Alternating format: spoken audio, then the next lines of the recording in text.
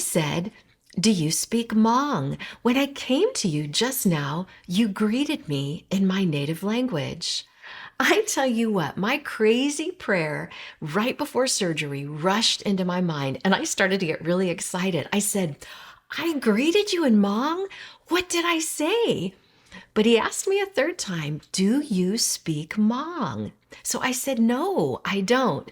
And then he shrugged and he said, "It must have been just babbling from the anesthesia." If you know the story about Pentecost, then you know that the people who heard the disciples speaking in their native tongues accused them of having too much wine.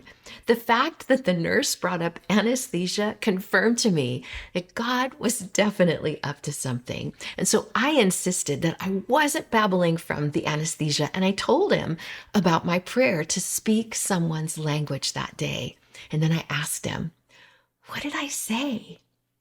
God's strength was just about to be made perfect in my weakness. And I prayed that that nurse would not only believe that I had spoken Hmong, but also that the God of crazy miracles loves him enough to use me to greet him in his native tongue.